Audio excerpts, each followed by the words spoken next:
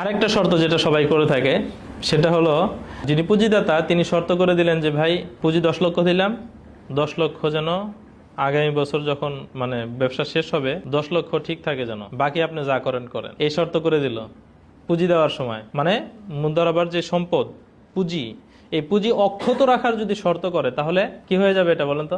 সুদ হয়ে যাবে। কেন? নিজের টাকা অক্ষত রেখে লাভ বক্ষণ করতে চাওয়া, এটাই কি সুদ। আমার টাকায় কোনো আচর লাগবে না, কিন্তু লাভটা আমি শুধু নিব, কিন্তু লসের কোনো ভাগ নিব না, এটাকে কি বলে? সুদ বলে। সহজ। সুদ বলতে আমরা যেটাকে বাংলায় সুদ বলি, রিবার অংশ। তো যখন আপনি মুদারাবার ভিত্তিতে নাম দিলেন মুদারাবা, উপরে চুক্তিতে লিখে দিলেন মুদারাবা চুক্তি, নিচের শর্ত গিয়ে পূরণ করার সময় ওখানে লিখে দিলেন যে আমার 10 লক্ষ টাকা ঠিক থাকবে, বাকি যা লাভ হবে ওখান থেকে আমরা লাভের ভাগী হব। যদি লস হয় 10 লক্ষর নিচে যদি চলে আসে তাহলে সেটার কোনো দায় আমি নিব না। এই শর্ত যদি করে দেয় তাহলে এটা সরাসরি নাম আপনার যাই থাক, এটা কি চুক্তি হয়ে যাবে? সুদি চুক্তি হবে। এটা এইখানে মুদারাবা চুক্তির মধ্যে এটা একদম কোর পয়েন্ট। বুঝতে পেরেছেন? এটা কখনোই করা যাবে না। যদি করা হয় তাহলে সেটা কি হয়ে যাবে? সুদি চুক্তিতে পরিণত হয়ে যাবে। এখানে ইসলামী ব্যাংকের যদি কথা আসে তাহলে অনেক কথা আসবে। তারা আবার রিস্ক ম্যানেজমেন্টের জন্য আলাদা তাদের কি আছে, গাইডলাইন আছে, সিস্টেম আছে। তো তারা যে মুদারাবার ভিত্তিতেই মূলত টাকা নেয়। ইসলামী ব্যাংকের যত টাকা ইসলামী ব্যাংকে যায়, ডিপোজিট হয়, সব টাকা দুইটা ক্যাটাগরিতে ডিপোজিট হয়। একটা হলো কর্জে হাসানা, সহজ, শুধু করজ হিসাবে থাকবে, ওটাকে তারা আল ওদিয়া বলে। কি বলে?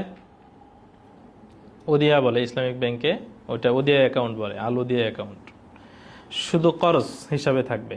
তো ওদিয়া অ্যাকাউন্ট বলতে কারেন্ট অ্যাকাউন্ট আর কি, সেখানে তো কি দেয় না, কোনো মুনাফা দেয় না, এটা একটা।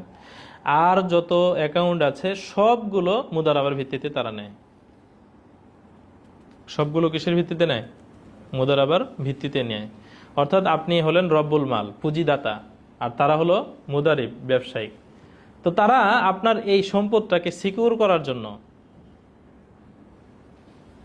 কিছু রিস্ক ম্যানেজমেন্ট পলিসি গ্রহণ করে।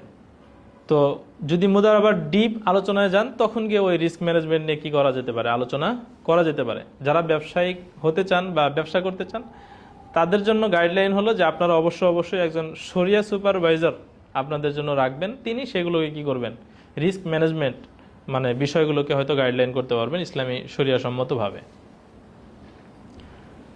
তো তাহলে আমরা বললাম যে যিনি পুঁজি দিবেন, পুঁজিদাতা, তিনি তার সম্পদকে কোনোভাবে কি করতে পারবেন না, সিকিউর করতে পারবেন না।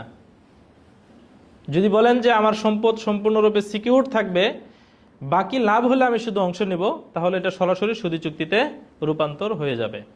তবে যিনি মুদারিব, ব্যবসায়ী, তিনি যদি সেটাকে সিকিউরিটি দেওয়ার কোনো উদ্যোগ গ্রহণ করেন এবং সেটা যদি শরিয়া সম্মত হয় তাহলে সেটা বৈধ, যেমনটা ইসলামী ব্যাংকের কিছু কিছু ক্ষেত্রে তারা অবলম্বন করেন। কথা বুঝতে পেরেছেন না?